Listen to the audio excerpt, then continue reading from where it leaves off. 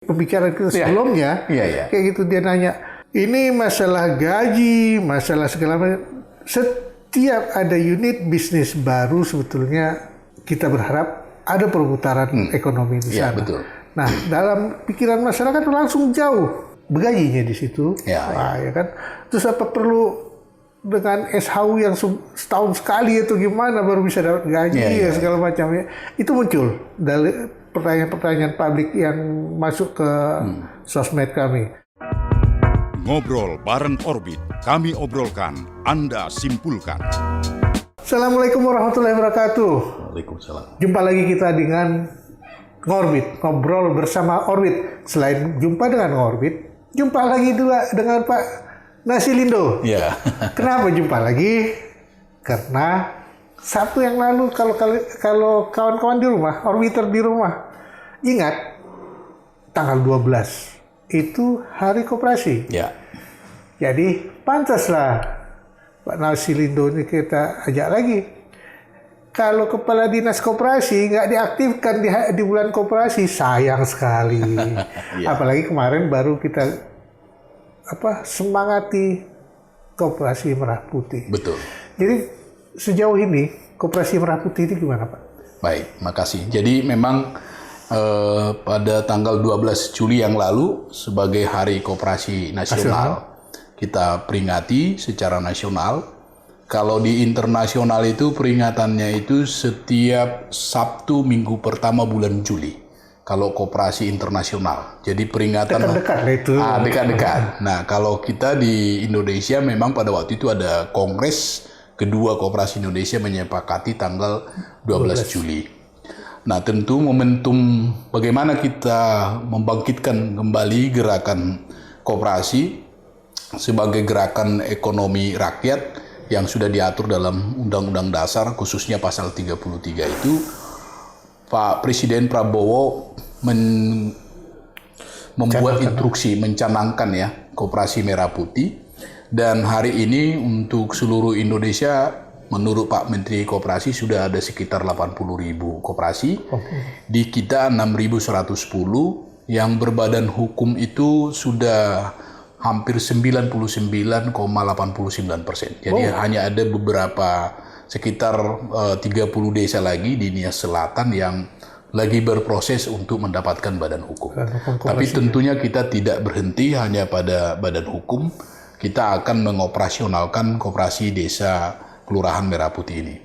Nah, nanti diharapkan akan ada launching secara nasional oleh Bapak Presiden tanggal 19 atau diundur ke tanggal 21. Sabtu nanti atau hari Senin tanggal 21 secara nasional direncanakan dari Jawa Tengah.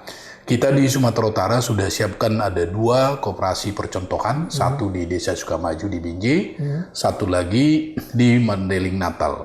Dan kabupaten-kabupaten, 33 kabupaten juga masing-masing menyiapkan 1 koperasi untuk di-launching sebagai koperasi percontohan yang terbaik di kabupatennya. Jadi itu progres bagaimana kita memperingati, menggelorakan kembali gerakan koperasi. Pada saat yang sama, Bapak Presiden punya asta-cita dengan gerakan Koperasi Merah Putih ini menjadi momentum, Bang. Kira-kira seperti itu. Kalau lihat itu, kita lihat semangat itu. Ya. Kayaknya kita dijavu dengan kegiatan yang dibikin pemerintah sebelumnya. Kita nggak cerita baik buruknya. Tapi faktanya, dulu kita setiap desa punya koperasi unit desa. Era Orde Baru ya. Era Orde Baru. Koperasi usaha tani. KUT. Dan itu ada di desa. Sama sekarang dengan Merah Putih. Betul.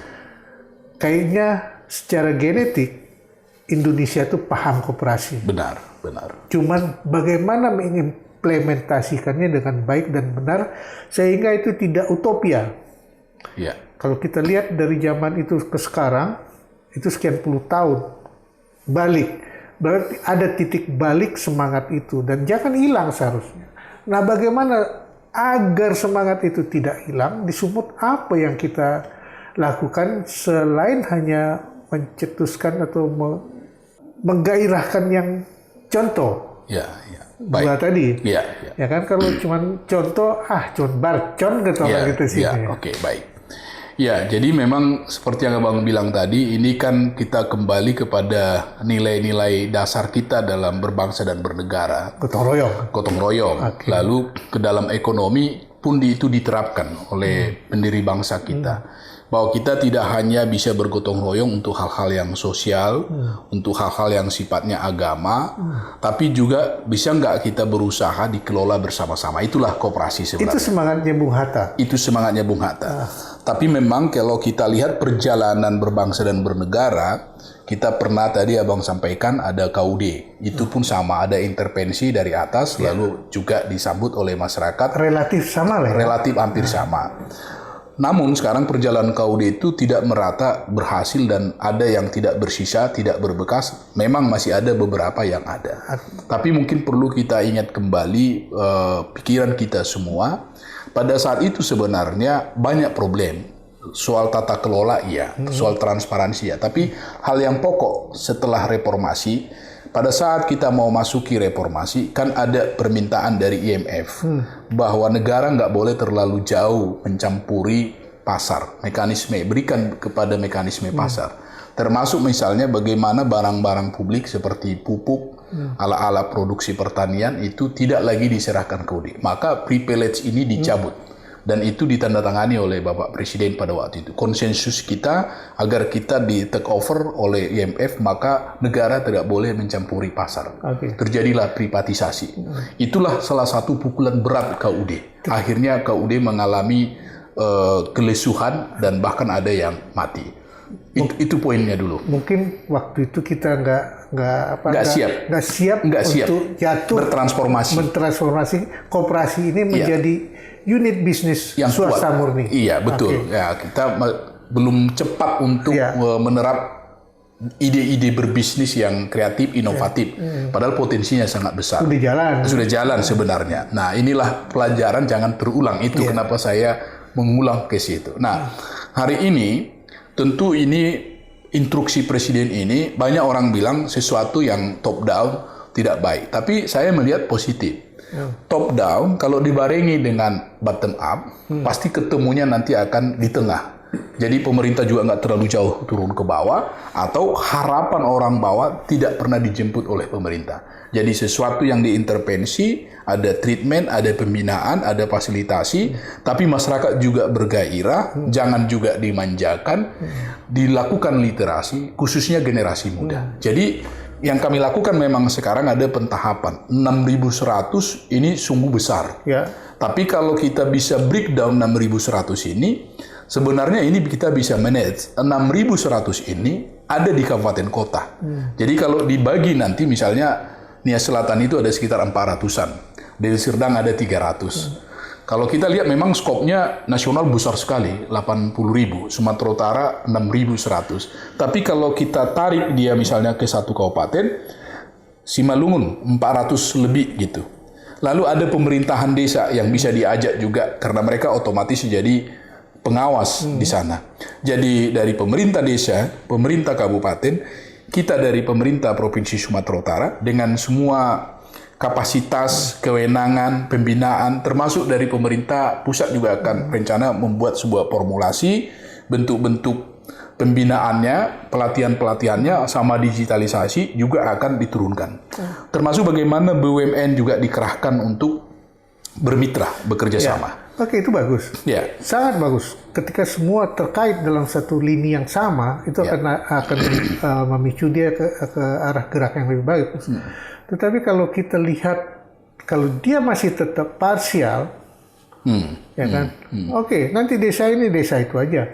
Nah, ketika dia ada punya induk koperasi, dan primer koperasinya, sehingga dia bertingkat dari desa ke kelurahan, kecamatan, kabupaten, provinsi, dan nasional.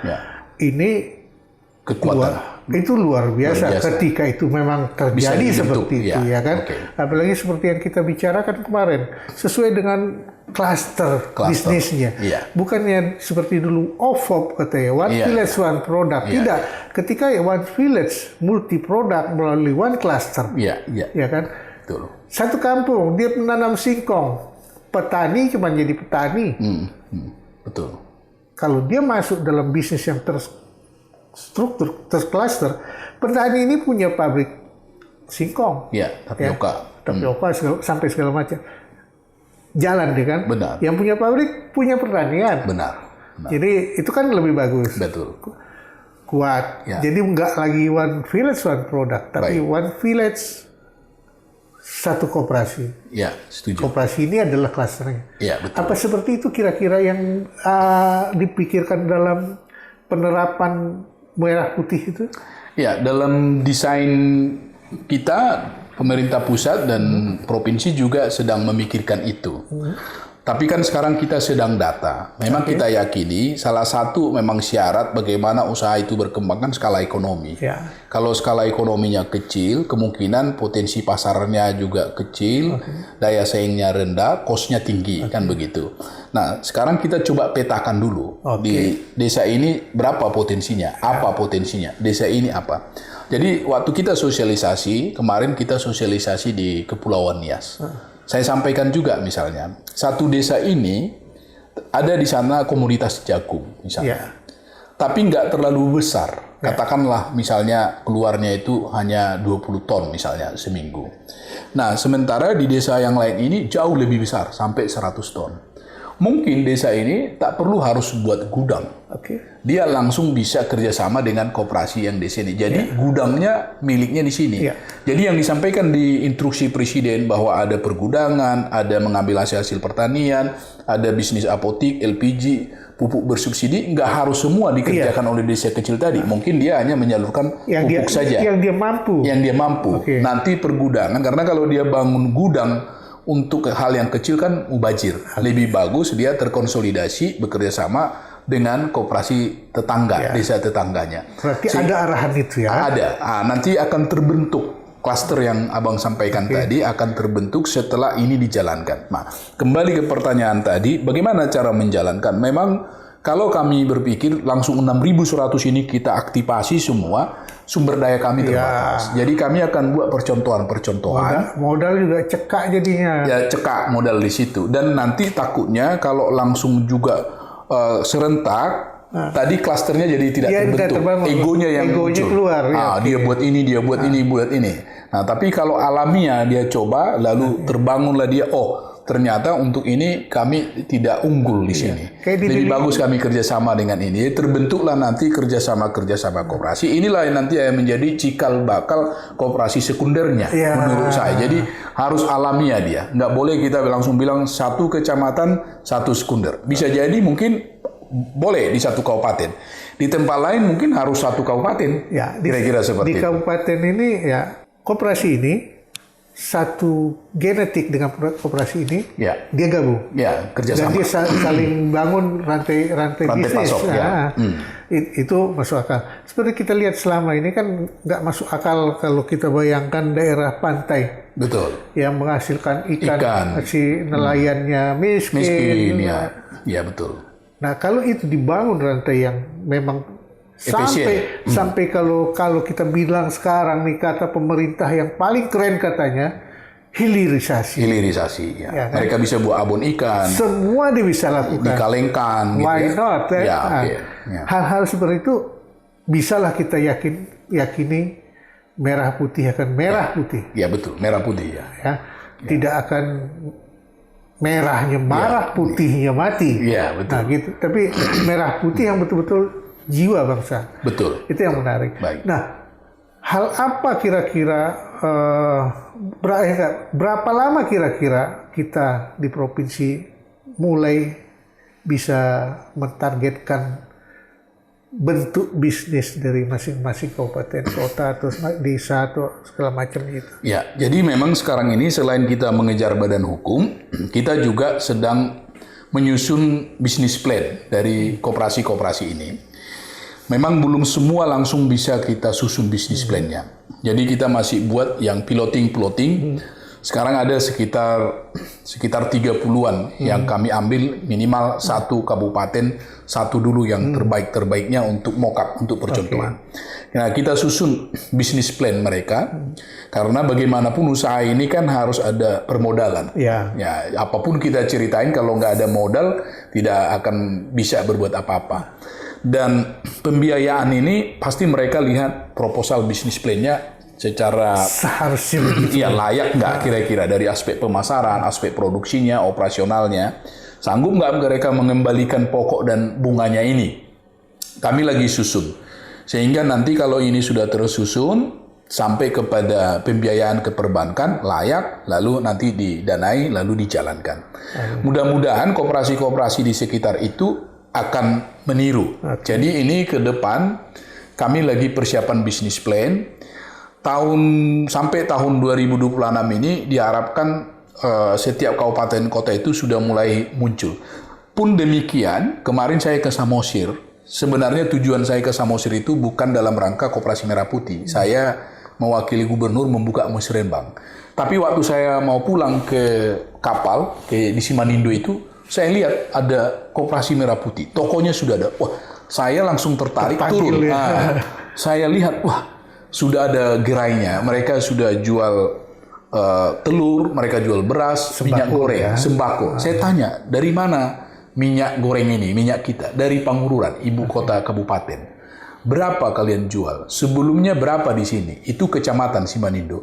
Sebelumnya di sini masyarakat milik minyak goreng 18.000. Sekarang setelah ada koperasi ini 16.000. Jadi sudah untung masyarakat 2.000. Kan luar biasa itu, Bang. Nampak di situ manfaat fungsinya koperasi tadi. Itu. Dan mereka sudah dapat untung juga. Iya. Apalagi kalau nanti saya hubungkan mereka dengan produsen langsung, misalnya dengan pabrik lah dari kawasan industri Medan atau dari Simalungun, dari kayak Semangke, atau dengan Bulog misalnya. Yang punya kewajiban memproduksi itu langsung jadi rantai pasoknya nggak panjang lagi, nggak ngambil dari distributor mereka langsung ke produsennya.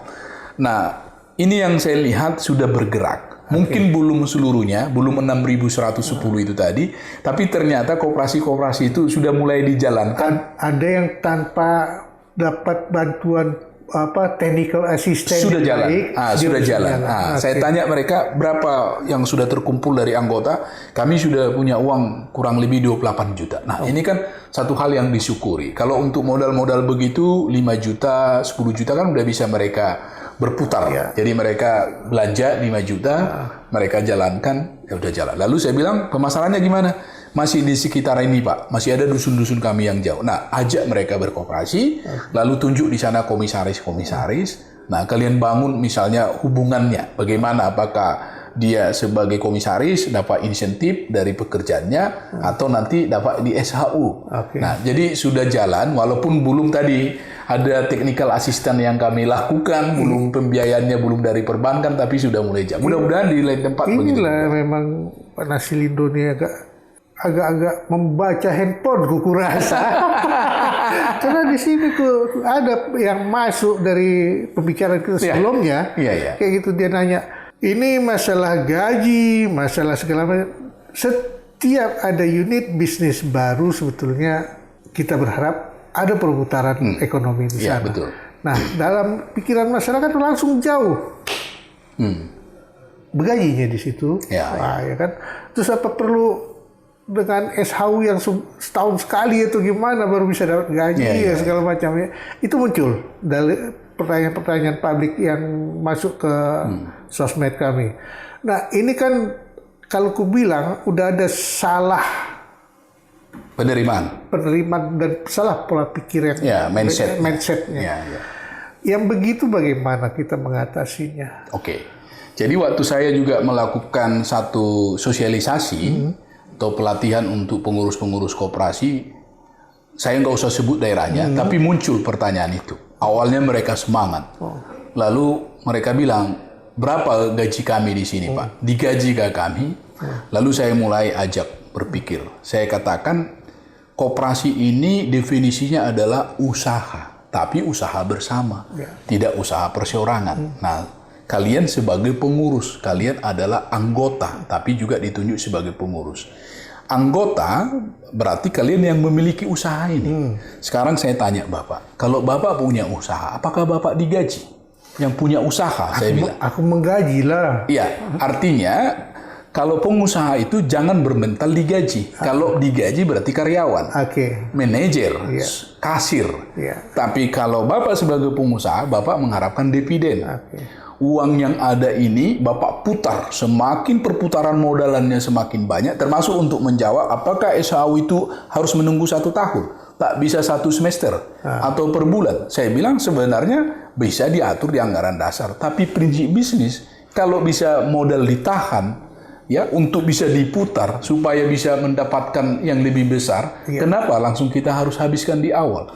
Jadi memang perlu literasi, lalu akhirnya mereka bisa menerima. Awalnya mereka sempat mau mundur. Kalau nggak ada gaji, kami nggak usahlah ikut di sini karena terganggu. Saya bilang mengurus koperasi ini kan tidak 8 jam Anda menghabiskan waktu. Jadi kalau Anda pengusaha UMKM hari ini, Anda sebagai guru, Anda sebagai ada kegiatan tukang atau lain, tetap itu jalankan, tetapi kepengurusan ini kolektif kolegial. Kalian bisa mengurus ini soal usaha, ini soal keanggotaan, kalau ada rapat di dinas, rapat di desa, bisa diatur. Yang pokok, kalian jangan lupakan, karena sumber mata pencarian kalian utama di situ. Ini yang kedua, tapi usaha kalian yang nanti kalian bisa mendapatkan SHU di belakangan. Jadi ruhnya koperasi itu memang diimplankan kepada mereka sedemikian rupa sehingga mereka betul-betul paham bahwa koperasi itu bukannya mencari duit.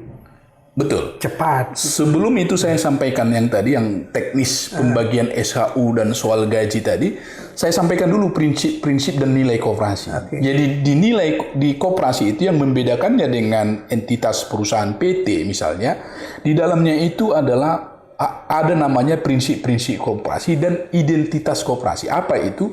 Gotong royong, tolong menolong, kejujuran, transparansi, demokrasi, dan kebersamaan. Itu adalah nilai-nilai kemanusiaan. Siapapun kita, apapun agamanya, diajarkan hal seperti itu. Jadi apakah tujuan hidup ini hanya untuk diri sendiri, bukan untuk berbuat dengan orang lain? Tapi kalau kita sudah meyakini bahwa tujuan hidup kita untuk membantu orang lain, maka berkooperasilah medianya, jadi, saya bilang. Paham mereka bahwa tidak semua yang ada di koperasi itu bergaji. Iya, saya sudah sampaikan yang bergaji itu hanya pengelola, manajer, atau kasir, atau pegawai-pegawai yang memang waktunya digaji. Jadi dia ditarget sesuai dengan tugasnya. Tapi kita adalah pemilik dan tidak digaji. Kita nanti mendapatkan sisa hasil usaha. Kalau di perusahaan namanya dividen. Dan yang digaji itu pun boleh menjadi pengusaha pemodal di sana kan? Bisa Pak. Semakin kuat dia. Semakin kuat dia. Tapi dia harus kasihkan waktu, ide, gagasan, dan tanggung jawab dia, makanya dia digaji. Jadi udah paham betul lah kira-kira apa masyarakat yang akan kita jalankan dalam Merah Putih. Iya. Inilah salah satu metode. Jadi kalau saya datang ke kabupaten kan terbatas kan Bang? Dibantu dengan literasi seperti ini, menurut saya sangat efektif. Bisa disampaikan kepada seluruh pendengar, semua penonton, bahwa memang pengurus koperasi Desa Kelurahan Merah Putih ini tidak digaji. Tetapi mereka bekerja untuk memberikan manfaat sosial, manfaat ekonomi bagi masyarakat sekitar, karena itu adalah nilai-nilai kehidupan siapapun kita. Tetapi bahwa kita nanti suatu saat juga akan mendapatkan seperti honor, karena kita bekerja dengan sungguh-sungguh bersama dengan tim lainnya, itulah yang diatur dalam anggaran dasar. Ada 5% untuk pengurus, di samping SHU yang dia dapat, pengurus mendapatkan honor sebesar 5% yang dibagikan di akhir tahun. Itulah keringat mereka. Nah, dengan adanya gambaran publik 3M satu desa, ya kan? Ini kan besar ya, besar dan banyak hal yang bisa muncul. Ya, bisa ada yang harapan yang dapat untung, dapat uang segar mendadak segala macam. Tapi apakah itu langsung diberikan atau melalui perbankan sehingga prudennya bank akan menurun kepada prudennya koperasi? Ya, betul. Jadi pembiayaan itu dia plafon. Jadi kita koperasi nanti menyampaikan proposal bisnisnya, bisnis plan-nya. Di situ sudah ada rencana bisnis mereka apa. berapa nilai investasinya, berapa operasionalnya, rencana pendapatannya. Sehingga nanti begitu dilihat ini sanggup pendapatannya itu untuk menutup pokok dan bunga, lalu dianggap ini layak. Oleh bank tentu ini juga harus dicek legalitas semua dan komitmen. Nah, ini yang sampai hari ini kita belum mendapat kepastian apakah perlu jaminan misalnya dalam bentuk harta berwujud sampai hari ini. Mudah-mudahan beberapa waktu ke depan sudah ada kepastian misalnya tidak perlu ada jaminan, cukup misalnya bangunannya atau investasi itu menjadi jaminan. Nah, kalau itu nanti sudah jadi, tentu perbankan, ini ada dua nih Bang, perbankan dan LPDP. Jadi bisa ke LPDP, bisa juga ke Himbara. Sudah pasti standar-standar pruden dari perbankan itu akan jalan. Begitu mereka pembiayaan di sana, tentu mereka juga akan mengawasi. Koperasi juga akan memberikan laporan dan mereka akan terus datang mengembangkan bisnis. Jadi ada juga tanggung jawab perbankan untuk membantu. Misalnya dari sisi sistem pembayaran yang supaya lebih tidak ada fraud, tidak kemana-mana uang-uang ini ya. Itu akan bagian-bagian yang harus diisi supaya tata kelola yang lebih baik. Mungkin juga ada pelatihan-pelatihan, pelatihan kasir, pelatihan manajer, pelatihan pengurus yang membuat akhirnya tata kelola koperasi itu semakin baik. Berjalan baik. Berjalan baik. Jadi ada pengawasan dari perbankan, dari LPDB, dari kami, termasuk pengawasan dari dalam itu sendiri. Tapi ada yang menarik nih Bang. Kalau yang kita lihat, kalau uang gampang, berpikirnya gampang. Sehingga menyalahi pun gampang. Benar. Ya kan? Betul. Seandainya terjadi fraud, terus bank akan melakukan apa?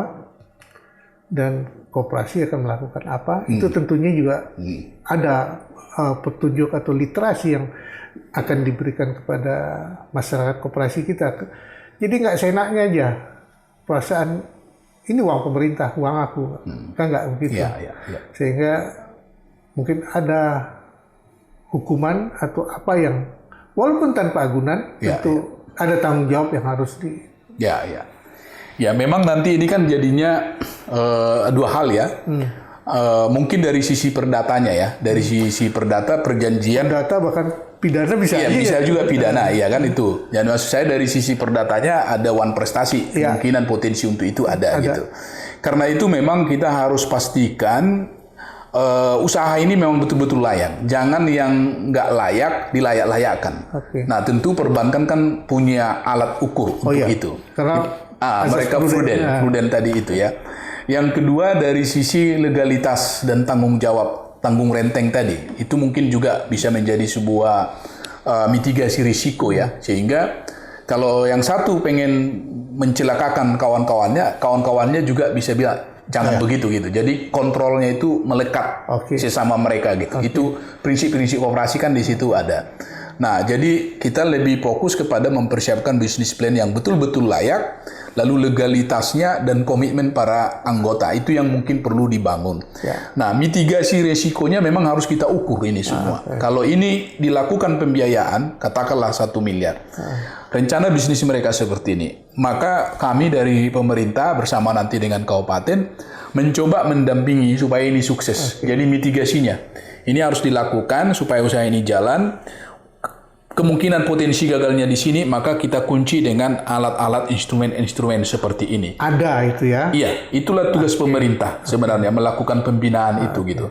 Tapi saya yakin juga perbankan juga akan melakukan hal yang sama. Bisa melakukan pelatihan, peningkatan kapasitas, kira-kira seperti itu. Atau mungkin ada fasilitas-fasilitas yang lain yang bisa dibantu, misalnya CSR-nya bisa diturunkan di situ. Sehingga cost mereka bisa berkurang di satu sisi yang lain sehingga pendapatan mereka bisa, laba mereka bisa naik kira-kira begitu. Akses pemodalan ini memang harus lewat bank atau ada alternatif lain? Terus satu lagi biar enak juga sekaligus kita ngomong, dan haruskah desa yang mengontrol dalam hal ini, perangkat desa, kepala desa dan segala macam, atau masyarakat desa itu sendiri yang bertanggung jawab dan mengelola koperasi yang dibangun di kampungnya? Yang pertama soal pembiayaannya ini sebenarnya kan dalam koperasi itu ada 2 sumber permodalan, dari dalam dan dari luar. Nah, kalau dari dalam kita sudah tahu lah, simpanan pokok, simpanan wajib, simpanan sukarela. Nah, dari luar itu sebenarnya bisa juga selain perbankan ada investor. Nah, misalnya portofolionya itu, bisnis plan-nya itu udah jelas. Lalu ditawarkan sama abang, mohon maaf ini misalnya. Abang lihat di kelurahan abang, boleh juga nih, daripada saya mendepositokannya di bank hanya 5%, di sini misalnya bisa lebih tinggi, misalnya 7 atau 8% misalnya, masih lebih tinggi dari SBN misalnya kan. Tapi abang kenal mereka dan abang bagian dari mereka di kelurahan itu. Yang seperti ini sebenarnya lebih boleh juga dicari investor-investor atau filantropi. Asal tidak mendominasi ya. Asal tidak mendominasi, karena di koperasi kan bukan modal dia. One man one food kan itu yang prinsip koperasi itu. Jadi dia hanya sebatas pemodal, dan nanti mungkin ada perjanjian dengan dia, kita berikan dia misalnya katakan 7% misalnya. Jadi perjanjiannya dengan dia 7%. Dia bisa anggota, bisa juga non anggota. Nah, jadi kalau anggota tentu ke SAU-nya kan dari tadi tuh modal sukarela wajib itu. Tapi di sini mungkin hitungannya bicara seperti kita memberikan uang ke bank didepositokan. Jadi posisinya investor. Itu yang pertama. Pemodalan pertama ya. Yang kedua tadi siapa yang mengontrol? Apakah pemerintah desa atau anggota? Kalau prinsip di Koperasi Undang-Undang 25 itu kan anggotanya yang utama harus punya komitmen. Jadi mereka adalah pemilik, pengguna, sekaligus mereka yang mengawasi. Jadi nggak boleh. Nah, pengalaman dari koperasi selama ini anggota itu pasif. Dia hanya menabung, datang rapat pun diam saja. Mungkin ada uang transportasi, sudah. Nah, inilah yang nggak boleh terjadi. Jadi mereka harus saling mengontrol. Apabila mereka lihat ada deviasi, ada pelanggaran, ada sesuatu yang tidak wajar, mereka wajib bertanya misalnya. Karena mereka dekat, satu dusun, satu desa. Secara prinsipnya itu dia. Prinsipnya begitu. Tapi kita nggak bisa juga, karena nggak semua juga masyarakat ini kritis. Mau mengalokasikan waktunya. Atau mungkin ada rasa segan. Atau mungkin takut dengan pangkat. Ya itu tuh. Nah, yang pakai segan ya kan. Jadi itu karena itu memang literasi bagaimana kewajiban supaya koperasi ini bagus harus aktif. Semua anggota ini harus aktif. Itu yang perlu kita dorong. Yang kedua memang pengawas di dalam internalnya itu kan kepala desa, ketua. Ini memang khusus dia dibanding dengan koperasi yang lain bahwa pengawas itu dipilih dari RAT. Khusus ini kan bahwa ketua pengawas itu kepala desa. Berarti pemerintahan desa bisa mengawasi. Tapi juga kita harus hati-hati. Harus jelas. Jangan jadi dia nanti masuk ke pengurus. Sikit-sikit harus persetujuan kepala desa. Sikit-sikit persetujuan kepala desa. Enggak. Dia hanya memberikan advice, memberikan saran, memastikan target itu tercapai dengan baik. Kalau nggak tercapai, kenapa? Lalu melihat misalnya secara reguler, apakah setiap bulan, sekali 3 bulan, sekali 6 bulan, setahun, memeriksa keuangannya. Tapi bukan berarti dia menjadi bagian dari pengurus. Dia harus bagian yang terpisah. Ini memang suatu hal yang bisa jadi abu-abu. Bisa takutnya nanti semua orang ini harus tanya kepala desa baru berjalan. Kira-kira begitu. Kepala desa bertindak jadi sebagai pengurus. Itu dia. Pemain jadinya, pemain bola. Kalau kita anggap dia tidak jadi pengurus, tapi dia mendominasi alur main. Ketika dia mendominasi alur main, sehingga yang akan dapat ya kelompok. Sehingga kegagalan koperasi yang lama terjadi kembali. Betul. Sementara kita berharap dejavu ini membuat yang lebih baik daripada sebelumnya. Terus satu lagi, kalau tadi kita lihat pemodalan bisa dari bank, bisa dari investor, atau bisa dari pihak ketiga lain yang punya komitmen. Dan ketika yang lain ingin berbisnis, bisakah dia mengambil permodalan atau support dari koperasi? Bisa. Jadi kan nanti salah satu unit bisnisnya itu adalah simpan dan pinjam. Tapi saya sudah sampaikan di Sumatera Utara dalam berbagai kesempatan, karena melihat pengalaman-pengalaman koperasi simpan pinjam ini kan perlu dibangun di situ karakter ya. Nah, saya bukan mengatakan bahwa karakter kita tidak karakter yang dapat dipercaya, tapi kan perlu dibangun, perlu waktu. Jadi saya dorong mereka, kerjakan dulu hal-hal yang sektor real, yang simpan pinjam ini mungkin bisa nanti fase berikutnya, mungkin di tahun ketiga atau tahun keempat, kalau solidaritas sudah terbangun, pemahaman masyarakat tentang prinsip-prinsip koperasi, tolong-menolong, kekeluargaan itu sudah jalan. Jangan nanti ini di awal, orang nanti buka usaha, ambil ke koperasi, usahanya macet, dan dia nggak macet membayarnya koperasi, lalu koperasi jadi macet ke pembiayaan. Ini kan merusak reputasi bisnis koperasi itu. Nah, itu mungkin hal yang bisa kita atur sebagai sebuah strategi membuat fase-fase perkembangan dari koperasi. Karena solidaritas itu kan menjadi satu kunci keberhasilan dari koperasi. Kalau mereka solid, mereka menjadi pribadi-pribadi yang bisa dipercaya dan mempercayai, itu kan tidak terbangun satu hari atau satu malam. Perlu perjalanan mereka, perlu saling mengenal. Paham. Ya. Ya.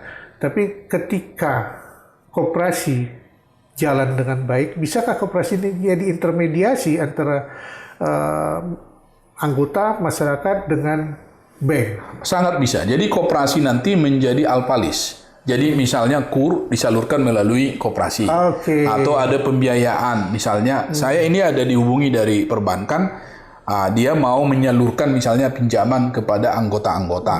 Tapi saya bilang ya kalau bisa bunganya juga jangan tinggi. Karena koperasi juga kan kalau bisa mendapatkan selisih untuk operasionalnya. Ada interestnya dia dapat di sana. Ya, interestnya. Jadi kalau masih masuk mungkin bisa gitu ya. Jadi sangat bisa. Jadi nanti di situ koperasi berperan sebagai agregator. Jadi beberapa anggotanya memerlukan pembiayaan dari pihak lain, dari misal perbankan atau siapapun lah. Mereka lah yang menjaminkan, disalurkan, channeling dia melalui mereka. Kenapa aku tanya seperti itu? Selama ini kan kadang-kadang masyarakat kelas bawah sulit mengakses bank walaupun udah ada KUR segala macam. Tetapi dengan adanya Koperasi Merah Putih yang memang kita harapkan menjadi gen masyarakat kita bergotong royong dalam ekonomi. Hal-hal yang tadinya memberatkan bagi masyarakat bawah menjadi pintu masuk dia untuk membangun bisnis atau mereka mengakselerasi ekonominya sendiri. Harapannya begitu, Bang. Tapi kan selama ini sebelum Koperasi Merah Putih ini, coba nanti Abang cek, mudah-mudahan saya salah. Tapi yang saya lihat memang perbankan itu jarang melakukan pembiayaan kepada koperasi. Saya harus sampaikan itu di forum ini. Tapi dengan adanya ini wajib kan melalui koperasi. Nanti KUR itu nanti melalui koperasi jadinya. Kalau selama ini kan mereka nggak mau. Mereka mau ke pribadi-pribadi. Nah, saya mungkin paham dari sisi prudensinya itu. Mereka takut kalau terjadi masalah di koperasi ini, ya siapa yang akan menagih ke anggota-anggotanya. Tapi kan ini sesuatu yang menurut saya juga nggak clear lah ya. Karena saya kalau memang lembaga ini bisa dipercaya, mereka punya kekuatan sebagai komunitas, kenapa kita tidak menyalurkan dari koperasi? Misalnya KUR harusnya bisa disalurkan gitu. Karena ekonomi ini kan komitmen. Ya, komitmen, kepercayaan ya. Semakin kuat komitmen dan semakin besar trust terhadap komitmen seseorang, ekonomi kan berjalan lebih bagus. Bisa lancar ya. Jadi kita berharap Koperasi Merah Putih ini betul-betul sebuah komitmen baik dari pemerintah untuk membangun ekonomi rakyat yang selama ini mungkin tidak tersentuh gerakan ekonomi nyata. Benar.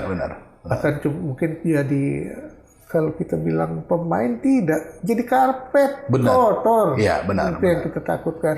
Jadi pemirsa, kok pemirsa pula kayak TV? Orbiter di rumah. Orbiter di rumah. Kita udah bicarakan banyak hal tentang Koperasi Merah Putih dan kita berharap memang jiwa dari Merah Putih itu ada dalam semangat ekonomi gotong royong yang digagas Bung Hatta beberapa puluh tahun lalu. Jadi di 80 tahun Indonesia ini kita berharap semangat itu akan tumbuh kembang dan membangkitkan gen koperasi, gen ekonomi berkoperasi bangsa kita untuk menjadi lebih baik. Sampai ketemu di orbit-orbit berikutnya. Terima kasih. Terima kasih, Bang. Terima kasih.